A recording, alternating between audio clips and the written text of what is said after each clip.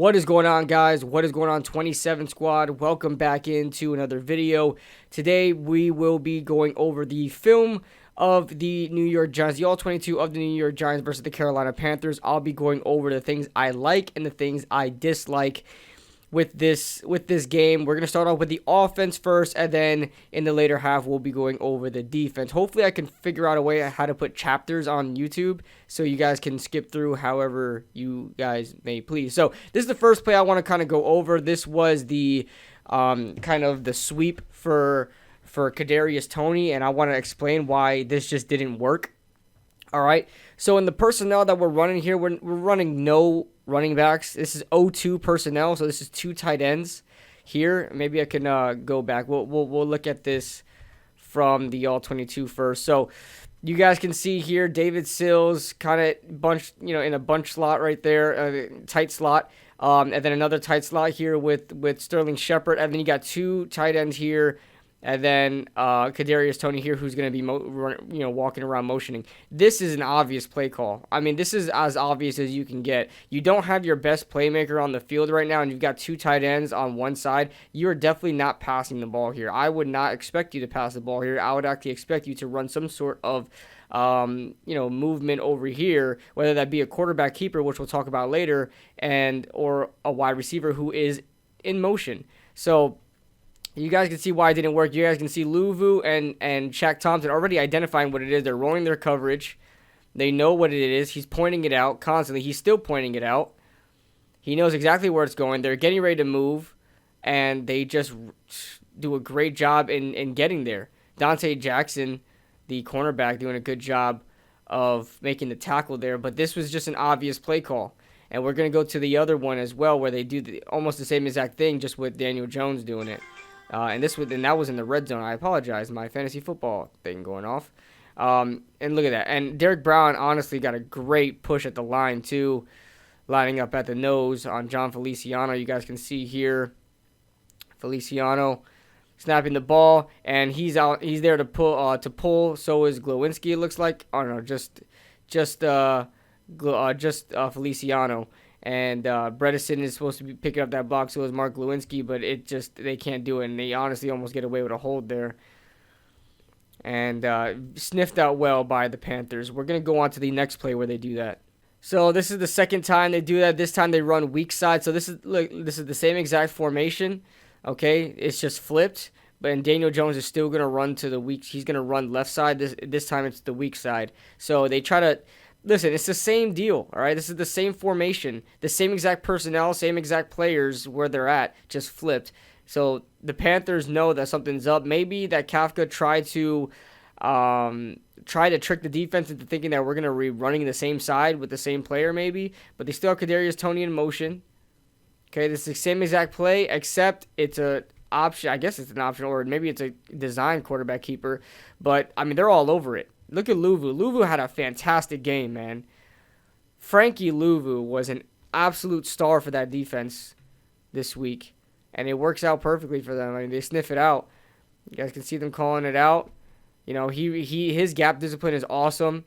He knows where he's supposed to be at, and he always finds a way through the offensive line, always. So just great play there. This is the next play. This is the 4th down and 1 that Daniel Jones, I'm going to give him credit for. Daniel Jones did this all himself because this is a rollout play. So this is 4th and 1, all right? So obviously you want to get these guys to bite on the run because it's 4th down and 1, right? Teams usually run it here.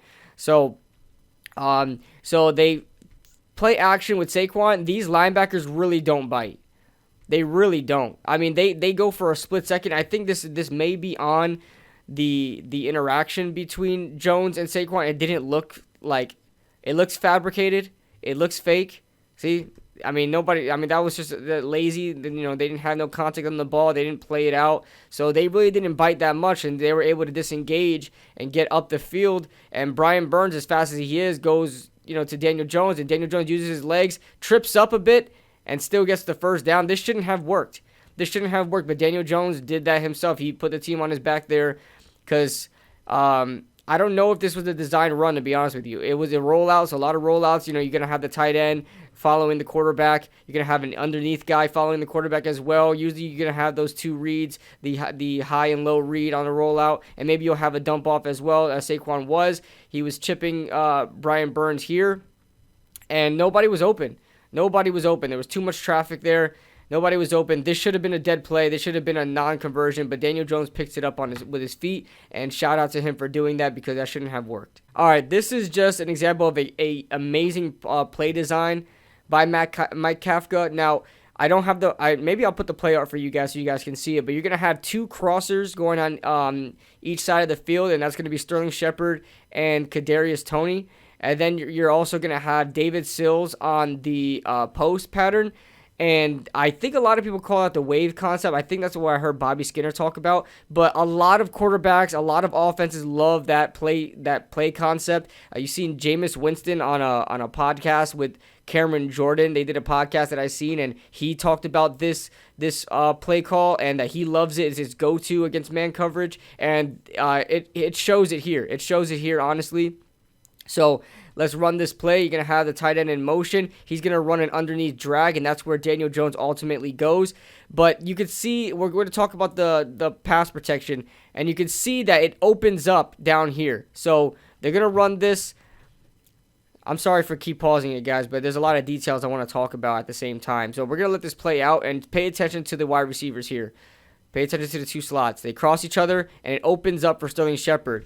But as you guys can see, the ball is already thrown and the pressure is already there. So if the protection held up for just a split second more, and this is the problem I had with the offensive line, there were a lot of yardage that the Giants could have had the protection been just a slight bit better.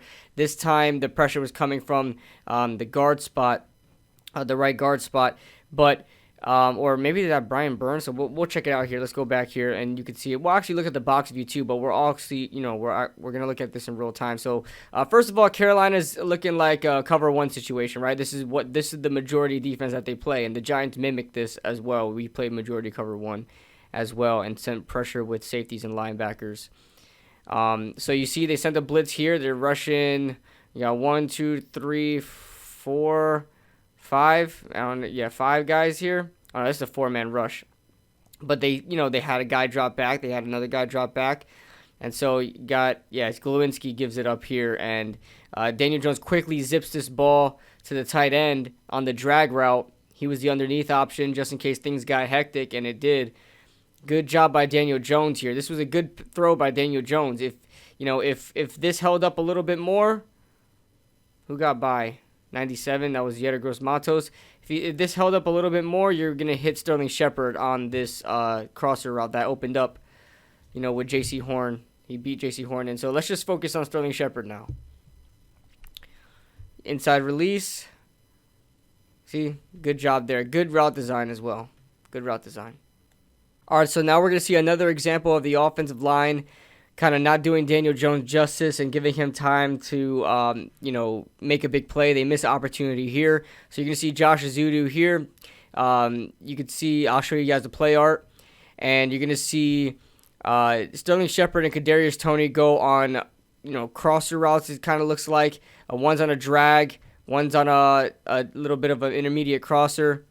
And they both get open. But the pressure that Ezeudu is under doesn't allow Daniel Jones to stick in the pocket. He then has to move up in the pocket, and I guess he could have stood there and try to throw the ball. So this is on both of their faults, really. Daniel Jones probably should have stepped up in the pocket as things collapsed and made that throw. Instead, he just tucks it and tries to get what he can with it, and he runs with both hands on the ball because he doesn't want to fumble. He's too scared of that, and it kind of doesn't allow him to move quickly. So you see Josh Ezeudu here. Luvu's supposed to be responsible for this gap here. Both gaps are covered. I'm not sure why he went to go help on this when he knows that this guy is covering this gap, and instead he allows that to be pushed through. But this gap is not covered, so I'm not sure why. And Feliciano's staring right at him. I'm not sure why Josh Ezeudu then felt like he had the responsibility to get that push here when Luvu is a threat to this gap. Like, automatically is the threat to this gap. I mean, he was lined up there the whole time. So, missed the opportunity there. Again, let me show you why. I mean, we starting to be wide open. Daniel Jones needs to step up and make one of these throws. Ideally, you want to get to Sterling Shepard. Kadarius could open up, but you got this defender here. But I would definitely throw this ball to Sterling, man. But it winds up being a nothing play. All right, you can see here that the Panthers do a good job sending a blitz, and they kind of overload and overwhelm Evan Neal here. So you guys can see this play out. All right. Shaq Thompson was a threat on the inside. It was kind of a pick your poison type deal here. Shaq Thompson was a threat on the inside. Brian Burns coming off the edge. They were double teaming they were trying to double team the guard, and Evan Neal had to help out and let Brian Burns through, and Daniel Jones hit it as he throws and inaccurately throws the ball to Saquon and just throws it away. So you guys can see here. Okay, so you're looking at it here from the box view, and from what it looks like right now, what the offensive line is reading is that this is double A gap pressure. The linebackers are responsible for the A gaps. The defensive line is in a spread look, the even spread. And so, you got your guy here in the 5-3, same thing on here, kind of a wide 9. Brian Burns likes to line up in the 9, and then a 3. So you got these guys guarding the A gaps, right? But what it looks like here is that these guys are guarding the A gaps, but what's going to happen is Derek Brown is going to go inside, and then Shaq is going to stunt outside, and they're going to switch gaps. And so that, in turn, is going to leave this one wide open. Both of them are wide open. It's just a really good blitz design by the Panthers defense. And Evan Neal was forced to choose between the inside or Brian Burns. And he chooses the inside. And, either way, this was going to be a bad play. If the Giants weren't ready for this, either way, this was going to be a bad play. So let's check it out here in real time. All right. It's very simple. Very simple when you look at it, like what happened, right? But it's a really good blitz design. Really good blitz design. Again, you're showing the same look on, if we split this line in half, they're showing the same exact look on both sides, right? The linebacker is supposed to be responsible for the A gaps. You got the defensive tackle, the 3 techs responsible for the B gaps, and then anything on the C is the edge, right? So they're going to stunt inside. And Luvu does a good job, too, getting out there in zone. Now let's talk about some boneheaded plays from Daniel Jones, and it frustrates me. It really does. So let's talk about it. So this looks like, initially, it's going to look like some sort of, like, deep cover 2, right? Or maybe even, like, cover 4, just because of how far these guys are backed up, right? But then it's going to turn into a cover 3. Either way, these guys are probably going to be going deep, right? Whether it's a deep quarters or a deep third. Either way, these corners are going deep, so somebody's going to be guarding the flat, whether that be a linebacker or an edge rusher going in flat, but these guys are rushing. These linebackers are going to be going flat. I don't know what DJ saw here that thought this was the right throw to make. Even if you're under pressure, that there's no excuse for this one. No excuse for it. First of all, this is not even a bad pocket. All right, we've seen worse. We have seen worse. Okay, DJ throws this. Tries to get it over the linebacker. He knows. He's reading this defense, and he knows that this guy's in the flat. Like, you could see his eyes. All right, he's looking at the progression. Now he's looking. Look, this guy's backing up, kind of in a very deep flat. And, like, he knows that he's there. He's just trying to fit it over him, and I don't like this at all. That's just bad. Almost a interception, possibly a pick 6. All right, this is the play that's been going viral on Twitter. It's the big miss to Kadarius Toney on the crosser. So, play action. I don't know what Daniel Jones, again, I don't know what Daniel Jones is reading here. First of all, step up in the pocket. All right, the pocket's completely clean. Step up a little bit to give yourself some more time to throw. He's just sitting there, and he's staring down David Sills. David Sills, you would think Daniel Jones is waiting for him to make a cut, but David Sills goes straight up the field. And then Kadarius Toney is literally by himself here. I mean, this is ridiculous. David Sills does not make a cut. He doesn't cut. So what is Daniel Jones waiting on him for? You can't be waiting for Sterling Shepard to open up. This is not opening up. Kadarius Toney is the second read here. I mean, David Sills is probably the first read here, right? The deepest read is always the first read. But okay, play action. Let's look at Daniel Jones's eyes. All right, it looks like he's waiting for David Sills to cut. I don't know. He's just staring him down, and Kadarius is just by himself. Plenty of space, and just allows himself to get sacked. Another nothing play, but that's just bad reading. All right, the next two plays we're gonna go over are probably the best throws that Daniel Jones had this game. This is on 3rd down and 10. Panthers always looking like they're about to send pressure, and they always do. They have a really good defense. Jones draws back, has time to throw, and zips it to Richie James between 3 defenders. I mean, just gets it past 3 defenders. 1, 2, 3, and finds. I mean, this is why a lot of people like Daniel Jones and they defend him a lot, because he has the talent. It's not like he's just a moron. It's not like he's just a terrible player. He just has a hard time reading defenses. But let me tell you, this guy can fit. Look at this. Look at the traffic he has to go through. Okay, you got 1, 2, 3 guys in the vicinity. 4 guys, really. And fits it right through at good speed. All right, another good play here. I don't know if this is on 3rd down as well. This might be on 3rd down as well. So another play action. Not exactly a rollout, but everybody's moving left. You got Richie James sitting here waiting, and he's going to move around and wait for the open pass. I mean, this was a really good throw, especially in real time, how Daniel Jones zipped it across it. You guys don't know how good of a throw this is when you have to run and throw it across your body, all right? Throw it across your body to the other side of the field and actually have really good placement on this, where it was just a hair off of the defender. And Richie James catches it with his right shoulder. He throws it right to his right shoulder, and you can see it from the box view how much of a better throw this is. So play action. You're going to move right, throw left, and that's just a really good play, man. Really good play.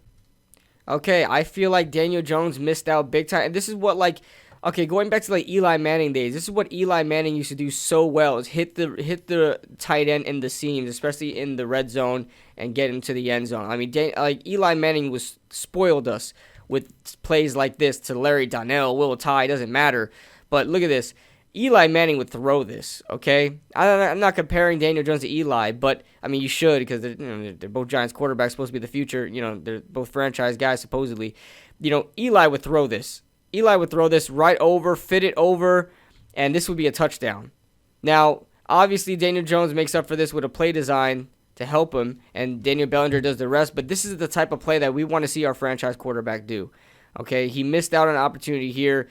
Bellinger is going to be running right up the seam. Eli would make this throw. All right, I'm not always the guy to use screenshot film studies and be like, hey, pause it right here. You make this throw, but I mean, let's be real here. You could watch this in real time of this play developing. As long as you have good placement on the ball, like we've seen Eli do for years with the tight end, they're taller players. They can high point this thing. All right, you make this throw, and you would have had a lot of credit go to Daniel Jones for the throw, as opposed to the next play where this is Daniel Bellinger's touchdown here. So they're lined up in a pistol. They don't really line up in a pistol a lot. This is a pistol bunch. Pistol bunch right. And you're going to have Richie James in motion. He's going to be clearing out anything in the flat and up. This is man defense, obviously, so he's going to be clearing out there. And Luvu, I don't know what Luvu was doing. Luvu was having a really good game, but he missed his assignment there. He's supposed to be guarding up. Go back here. He's supposed to be guarding up Bellinger, so... Or maybe Shaq Thompson. somebody. Don't know what defense they were running there, but it looked like man for the defensive backs. But that was all Daniel Bellinger. He did that all himself. But the last play could have been a Daniel Jones touchdown, a Daniel Jones responsible play. Daniel Bellinger did it all himself. Really good play design by Kafka. All right, this is going to be a missed opportunity for Sterling Shepard. Daniel Jones misses him. Sterling Shepard is going to be running a sluggo route versus what I assume to be man coverage. And just does a great job on J.C. Horn here. Works on him. This is tight man coverage. Sterling Shepard remains one of the best route runners in football. Inside release. Gets his head to the quarterback on the slant. He sells the slant pretty well. You can see this here. Stutter. Split release. Release inside. Get your eyes to the quarterback. Show that slant. Make the cornerback bite. He did. He got J.C. Horn to look at the quarterback and going up. Boom. I mean, Sterling Shepard is just a masterful route runner, and Daniel Jones missed him here. And you can tell here, let's look at the box view.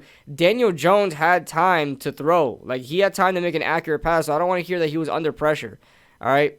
This is not a bad pocket. That's not a bad pocket. Of course, you had that defender freeing up in the inside a little bit, and maybe Matt Ioannidis. It was Matt Ioannidis. He was starting to free up a bit, right? But you had time to make this throw. And it was just incomplete. Sterling Shepard looked bummed out there. He had a touchdown. Sterling Shepard had another touchdown. This is a great play here, fitting it over the defender. And this is Daniel Jones when he does it right? When he has touch on the ball and he fits it over to the defender. You're going to see Sills here running to the sticks. Not even. It's a post curl. So you can see David Sills running a post curl against zone coverage, and Daniel Jones fits it. It was just a great ball over to the defender for the first down, deep play there. You gotta love it. Daniel Jones can make these throws, man. He has to have more confidence in himself. He has to read the defense better. He has to read pressure better, be able to move in the pocket, and he can make a throw like this, man. He has the talent. He has it. He has NFL quarterback talent. He's just gotta have the game slow down for him. All right, we're going to talk about a very, very close call here for, I believe this was on third down, if I'm not mistaken. Very, very close call here for Darnay Holmes. He kind of gets bailed out by Shi Smith dropping this ball. But you're going to see here, I'm going to rewind it. You're going to see here there's a spread formation. Shi Smith lined up in the slot. Just pay attention to this. Forget about everything else. Shi Smith in the slot. Giants looking like they're playing man here. Darnay Holmes lined up like about 5 yards. A lot of these players are 5 yards beyond the line of scrimmage. And you see Shi Smith here getting that stutter. He's going to get the outside release. Darnay's going to bite on the outside release, and he's going to flip his hips, and Shi Smith's going to go inside, completely gets beat. And Shi Smith can't hold on to the ball here. This was a crucial play, man. Could have been a touchdown, and even so, a first down. And Darnay just struggles in man coverage. He did a little better this week as far as like covering goes. He really didn't get beat that much, but you can tell Darnay is just not a man corner. He's more of a zone guy, and he gets beat on the release there. Okay, so something I noticed when the Panthers were going against the Cleveland Browns, the Panthers on defense, they gave a lot of looks like this, all right? They gave a lot of looks with the linebacker and safety showing inside pressure. They showed the four-man front sort of, and then they disguised their pressure. They disguise where their pressure is coming from, and they'll have guys drop back, and then they'll have random, guys that you wouldn't thought would be giving pressure start to rush the quarterback. And this is honestly showing the potential of this defense, and it's only getting better from here, to be honest with you. So you got McKinney coming out of nowhere, and you got Crowder and O'Shane Ximenez dropping back. See Ximenez lined up here at like a 9. Jihad lined up at a 9. They're going to rush. O'Shane's going to drop back. You're going to get Crowder dropping back, and McKinney's going to take his spot.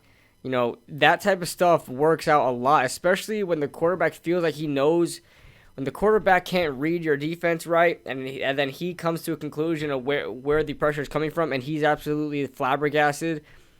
In this situation, it worked out well, right? Because Baker Mayfield is one of the better passers, quick passers in the league, and he's able to get this ball out quickly to Ian Thomas, and it's a completion. But this could have been a very different situation for other quarterbacks. But that's just one example of the Giants disguising pressure. Here's another example at that as well. You got O'Shane lined up here, and he looks like he's about to set the edge. He drops back. Love follows. And O'Shane does a great job reading this here and cutting back to DJ Moore and almost picking that off. But you could see the pressure is coming from different people here. So Julian is kind of biting on this. Darnay's going to come on a nickel blitz. So he thinks that this is man defense. It is man defense, but it's kind of different. And I think this is zone. But Love's going to follow this receiver here. Bellin's going to trail this receiver here. Nobody's open. And he's looking for DJ Moore here. And it closes up quickly. O'Shane jumps in there. So a really good look at disguising pressure. Again, you got the same look here. This is exactly what I saw from Carolina last week. So they would line up, whether it's under or over. In this situation, they're lining up under. So they got the D tackle, they got the 3 technique on the weak side, and then they're gonna put two, whether it be a linebacker and a safety, 2 safeties, 2 linebackers, but they're gonna put them both together in one gap in between the nose and the edge. It's something that I saw from Carolina last week, and the Giants doing the same thing now. They drop back into coverage, and the pressure comes from somewhere else. But a lot of times you'll see these guys fit in the gaps and actually play it. But this is Tony Jefferson and Julian Love here. And then you got a 4-man front. But you're going to get another nickel blitz. Another blitz from Darnay Holmes. And then these guys drop back. So it's like now you feel like Baker Mayfield feels like he knows where the pressure's coming from. But now we're getting extra pressure. And Darnay's about to be a free rusher. He is, but he trips up there, slips, because Christian McCaffrey comes to help block there. But you can see where the pressure is coming from, and now who's open? Nobody's open. Nobody is open. So now Baker Mayfield is forced to try to get this ball away under pressure. Jahad Ward is there. I mean, just a really good job by Wink Martindale in this defense, man. Great job. Like, if we could see this more often, and they're just getting better from here, man. They're just getting better. I was extremely impressed with Carolina's defense, and the Giants are doing like the same looks, and just honestly not looking. I wouldn't say looking better because their linebackers are really good, but they're doing enough of what they have, and I love it. I love it. Now we got one drive that I really want to highlight a lot because this drive, this is 3 plays in a row. This is straight up 3 plays in a row. So we're playing cover 1 here. Cover 1 man defense. Cover 1 robber. However you guys want to say it. And look it. Nobody's open. You got a drag coming across here. You got to sit down. Come over here. You got a curl here. Guys just trying to get open. And it results in a coverage sack. Okay. These are ideally what you want. You want to be able to sack the quarterback without getting pressure. The Giants are just sending 4 here, and Dexter Lawrence is not even getting a good push. He's just kind of containing a bit, right? So they really just send three guys. And then Crowder shows up late because Christian McCaffrey's still there. So Crowder's, see? But let's go back again. Look at this. Covered. All this is covered. You got that robber. Wait, look at that. McKinney playing the robber position, and he was able to pass off a receiver and then help get another one. Okay, look at McKinney following, passing off, getting out to the net. Nobody's open. Coverage sack.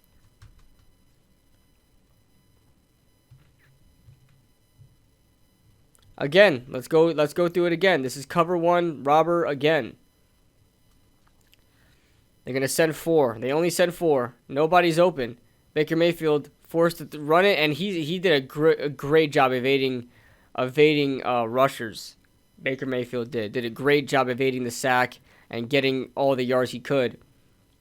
But again, good pressure by the Giants and good coverage. Like, this is not something we see.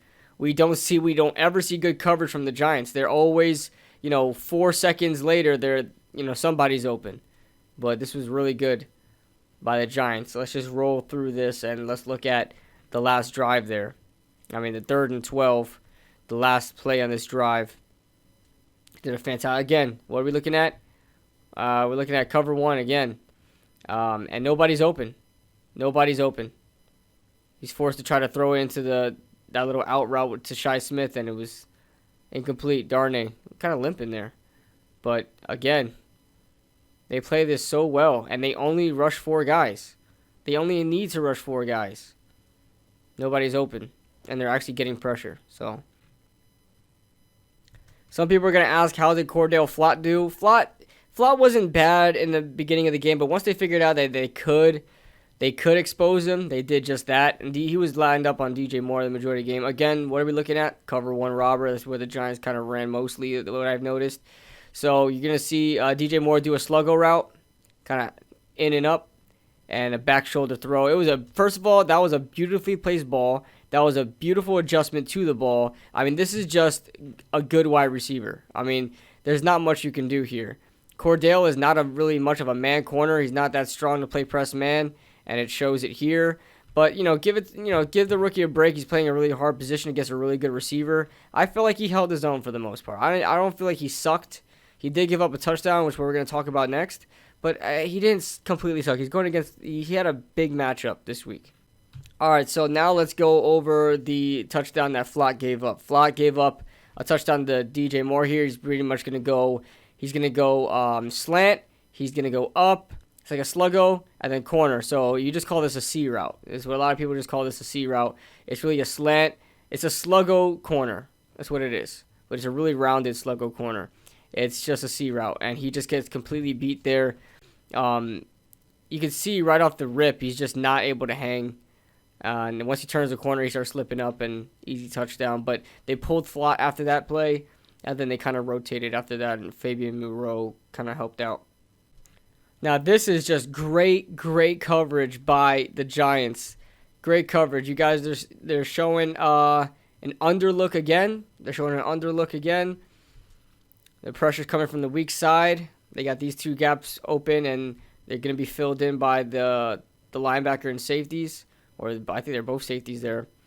Take the snap. Nobody's open. I mean, this is just great. And look at the switch off here. Look how they didn't switch off. But look at the top of your screen. Look at the communication. Look at their understanding of the route. Their understanding of where the receiver is going. Look at Adoree breaking on that ball here. Nobody's open. And he was open a little bit later on, but, I mean, it was too late. Shi Smith tried to go upfield, but it was too late. Baker Mayfield was already out the pocket. But you can see, was that Moreau? Moreau guarding up on DJ Moore. It was just a go route, looks like. Outside release, go route, stuck with him. Tight end gets caught up here. Nobody's open. This is a beautiful man coverage here. This is exactly what you want. This is ideally what you want from your defense. You don't want to play zone. You want to play man defense. You want to have the least amount of guys covering as possible while you're still sending pressure. Look at this. Beautiful. Well, you don't have to rely on other people when you just rely on yourself. And boom, forcing a stop. This is another example here of creating a free rusher. You can see the front right now. This is not even going to happen. It looks like all these guys are about to blitz the quarterback, right? It looks like these guys are just going to all-out blitz this quarterback. But you're going to get a couple of guys dropping back, and you're going to get another nickel blitz, and it comes unprotected. So you see Timon Fox go inside. Ian Thomas notices it. He chips and releases. Doesn't even notice the nickel.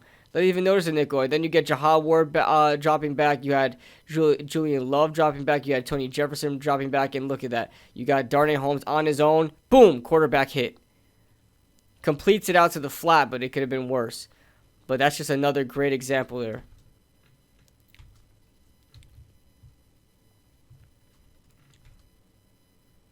And then let's talk about the Julian Love sack. So watch Julian Love.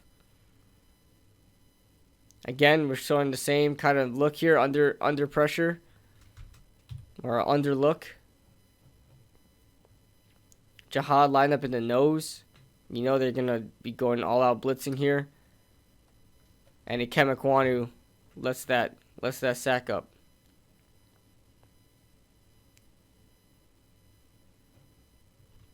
So what happens is Ikem Ekwonu braces for O'Shane Jimenez, but O'Shane drops back. You can see he kick steps and prepares for O'Shane. See that?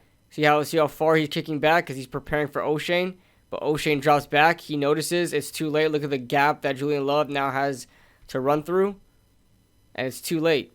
Julian Love gives up the sack. That is the film review for the New York Giants versus the Carolina Panthers. Hopefully I didn't make this too long of a video, guys. But let me know your thoughts in the comment section below. I'm probably going to be wind up doing like player centralized film reviews, just because now we have 2 games to look at from players and kind of want to go over it. So maybe I'll do one on Jihad Ward and O'Shane. That would be pretty good to do. But that being said, guys, let me know your thoughts in the comment section below, and I'll see you guys in the next video.